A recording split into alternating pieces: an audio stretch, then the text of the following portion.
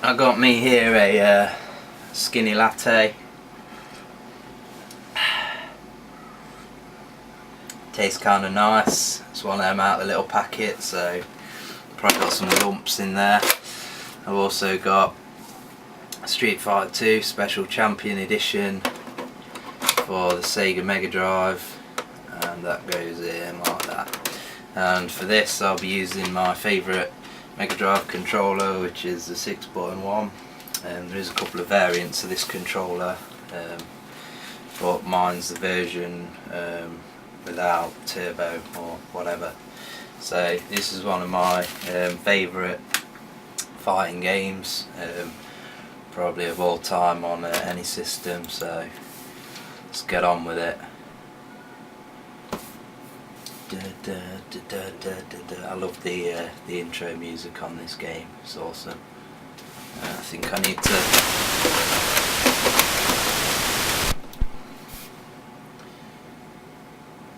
bit of dust in there, I believe. Bit of blow.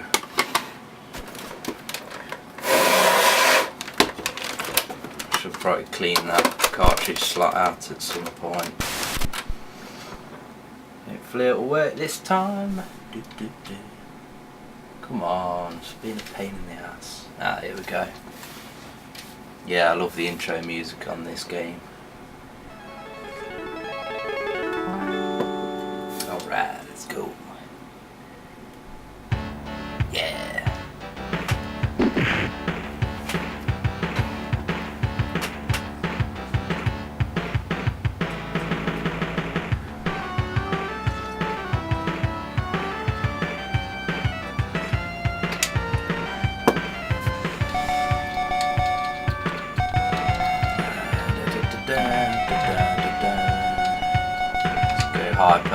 Hyper fighting.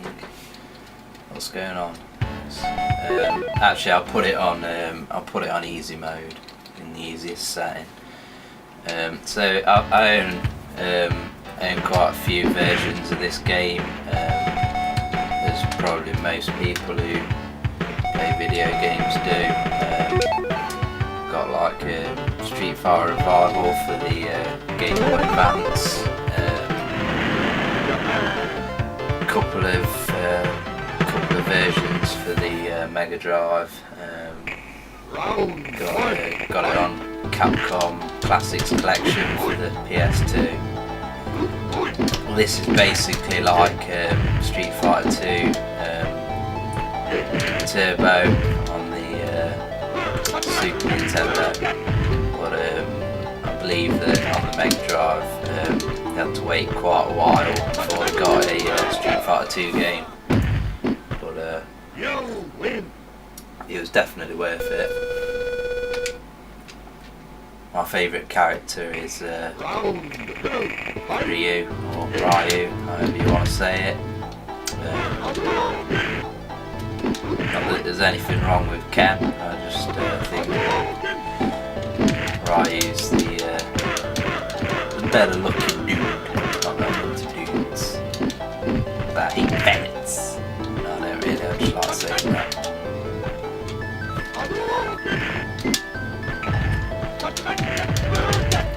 You do have to adjust quite considerably how you play when you play on different turbo settings, just because it changes the timing a bit of your button presses. So you have to adjust them accordingly.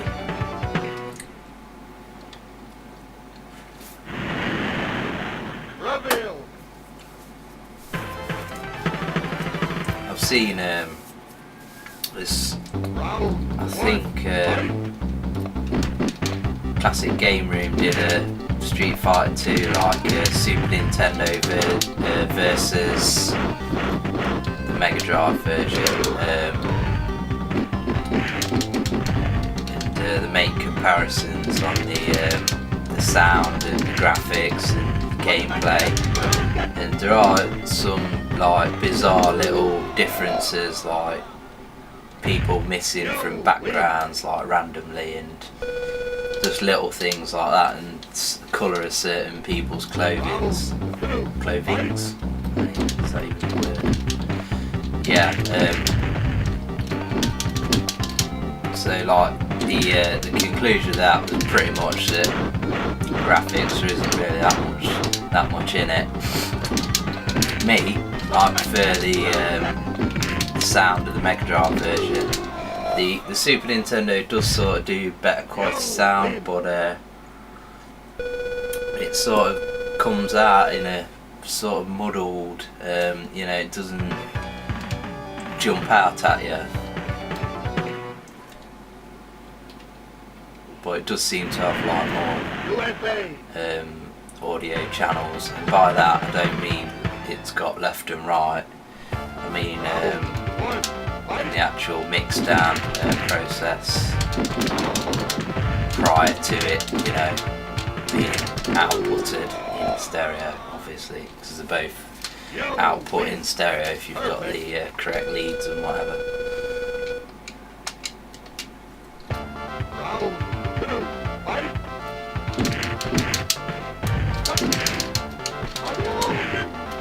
There's only one of Ryu's moves that I have trouble with, and I think it's called the Shoryuken or something like that. The one where it does the flying uppercut thing. The button, when you read what the button combination for that is, I don't know, it just doesn't make sense to me. So this is pretty easy. Little bonus round, smash up the car, just do the heavy kick, and end up doing it with quite a bit of time to spare. There's a helicopter going past outside. Probably a fucking police helicopter, knowing where I live, because it's a motherfucking ghetto. Differences over the original Street Fighter 2, the arcade game. I like the music on this stage as well. I also like the music on the Guile stage. Well, I didn't mention that was the last fighting stage that I played. Difference between the arcade game, the original, is you can play as the bosses, M. Bison and Vega. Is it Vega? Is it in this version? I can't remember that. Yeah, I think it's sure it's Vega. I think at one point like Sagat was a boss as well. If you want the definitive version of Street Fighter 2, you're looking at Super Street Fighter 2, which is sort of a bit of a fucking PC trying to fucking update itself. It pisses me off when it does that. In the middle of doing something, it just wants to switch off with some shitty fucking update.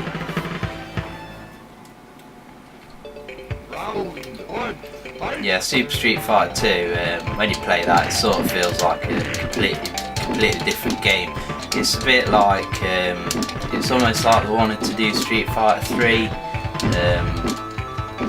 and Super Street Fighter 2 sort of feels like Street Fighter 2.5. Obviously Street Fighter 3 ended up being completely different, but yeah, you sort of get that feeling that it's not just a Street Fighter 2 game with a bit tacked on. It seems like, you know, there's a lot of extra content in Super Street Fighter 2, and it sort of feels like a completely separate game. Although the reason why I picked this to play today and not Super Street Fighter 2 might sound stupid, but it's just because I like title music on this game. The Super Street Fighter 2 sort of did a remix of the title music, and the intro is completely different as well, but yeah, it's the definitive version. It adds like combo counters and a load of new characters. I'll say a load, not a load in today's standards, but back then it was.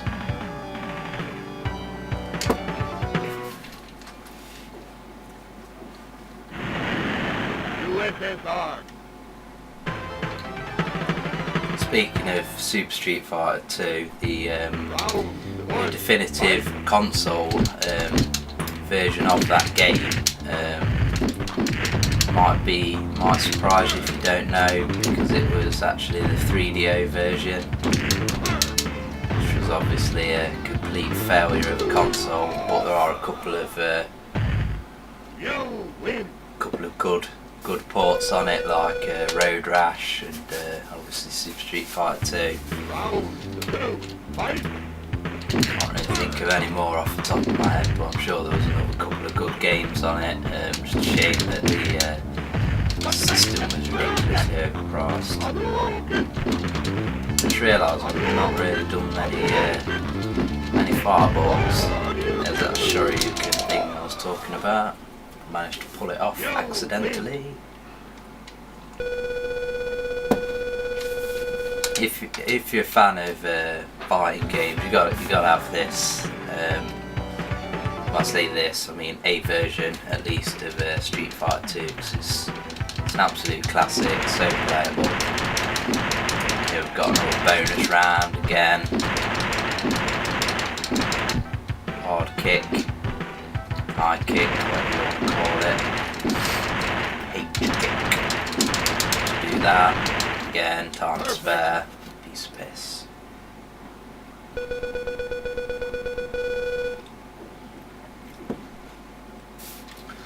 I could sort of see the point of the bonus rounds on the arcade machine, but I sort of feel like it was just a bit of a waste of time on a home console. You know, and you're used to doing the bonus rounds, and you know how to just, do them perfectly with time spare.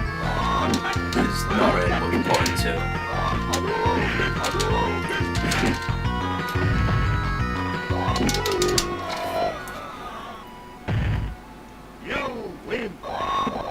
Purists might like to play this game with a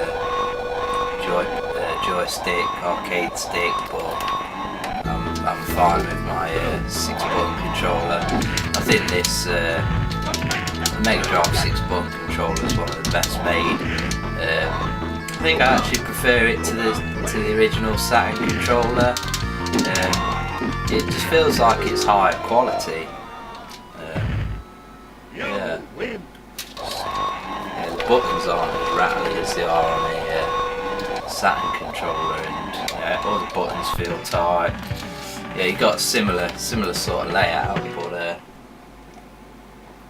obviously you've not got shoulder buttons, but you have got one in the form of mode. I'm not really sure what that does. Everything seems pretty tight on this controller.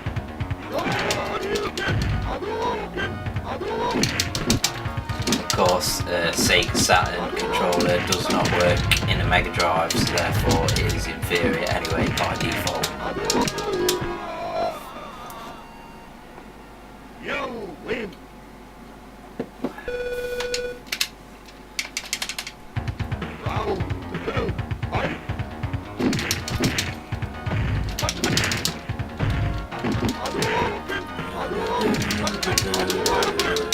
Also like how you can do like special moves like while you're in mid-air.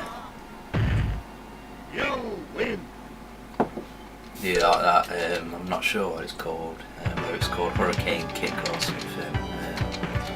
Yeah, you can do that like in mid-air. See these next two, I'm sure. I think Balrog and Sagat were the bosses in the original game, and then World Warrior.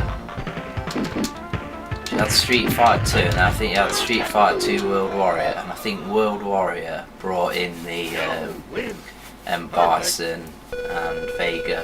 But like I say, there's that many different versions of Street Fighter 2 that you can't really blame me for not knowing 100%.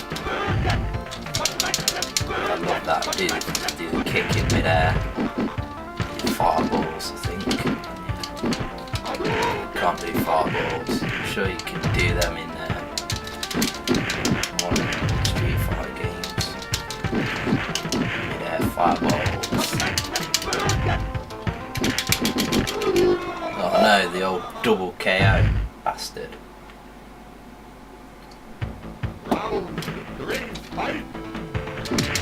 Was it double KO? Oh yeah, it would have been. I was just expecting another mark to say that I'd sort of drawn on that round, but I guess I just don't count it at all.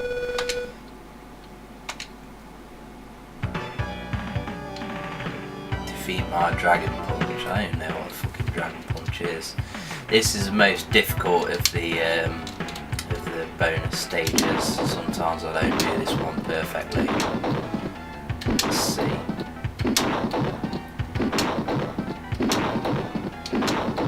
Get a bit faster towards the end.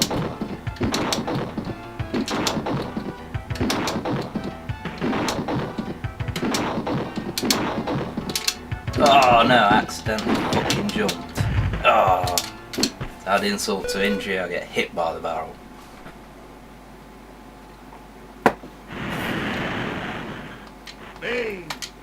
I love this game. It's just one of those games when you put it on you just can't put it down.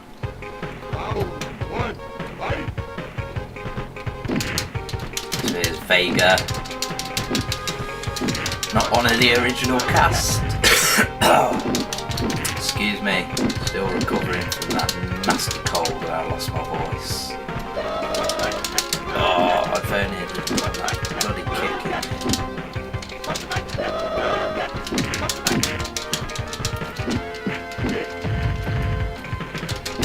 Fireball, hopefully. Okay, I didn't. Surprisingly, there wasn't any lumps in that skinny latte.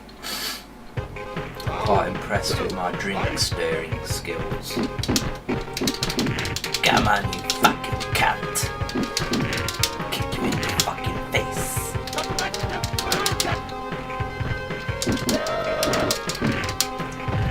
Pretty annoying that he's got that sort of ability to jump into the background, which all the other characters do. I was saying that Street Fighter's one of the better games for character balancing. I really hate it when you play games like Tekken. They'll have like a boss character who's, you know, half the size of the screen and shit like that. It just reminds me of. I think all characters in games should be, you know, the same, of similar size. You know, like for instance here, Sagat's a bit bigger, but that's the limit. You know, that's how big. That's the maximum size that a character should be compared to another character in a fighting game, in my opinion. Got games like X-Men, the X-Men fighting games like Children of the Atom, X-Men vs Street Fighter. You got some ridiculously sized characters in them games. It sort of spoils it a bit for me.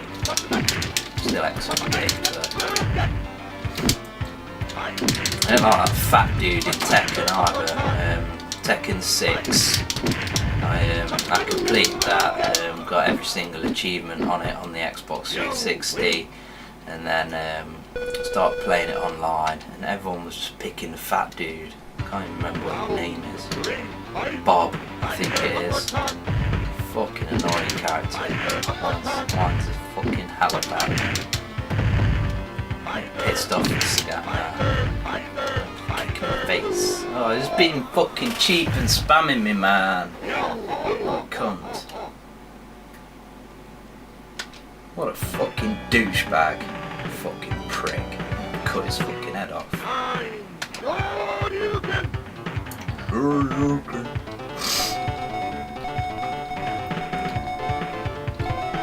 else do I like playing as? Nobody. I just feel like I'm cheating a bit if I have to, if I change characters. Sometimes you have to do it with a fighting game when we've got character balancing issues and you get to like stage 9 or something.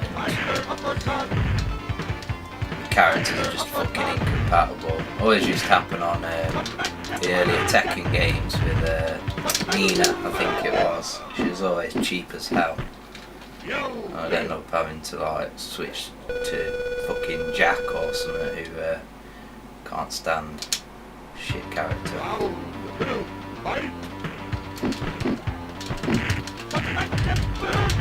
If you actually play the game in at standard speed, this game's like slow as hell, and it doesn't make the game easy. I find it makes it harder when you play it on the slowest speed, you know, vanilla.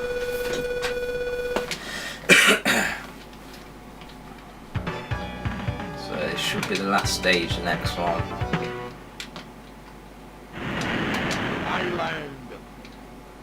Pretty would be the word, disappointed that I've had to continue. Usually if I'm not doing, you know, some commentary or whatever you want to call it, usually I do it without being beaten. Just handed my ass to me on a plate there, motherfucker.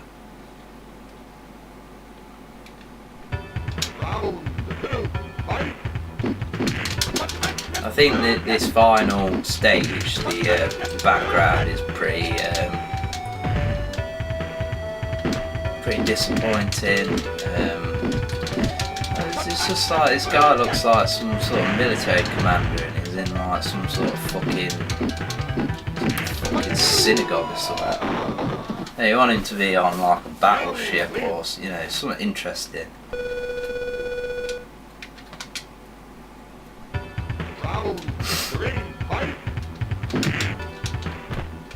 I remember there used to be a program with this like lesbian looking bird called what's the name, Violet, something or other, and they used to have every day they used to do like 2-player sort of competitions, and one of them used to always be Street Fighter 2. They used to do like micro machines and stuff, and I just remember everyone used to play as Vega and Bison, so no point putting the name in because it doesn't save it. But yeah, this is Street Fighter 2, many incarnations of it. You definitely need to own it, it's an awesome game. I'll probably do a gameplay of Super Street Fighter 2 at some point. Yeah, that's an awesome game as well. Definitely need to pick up at least one version of it.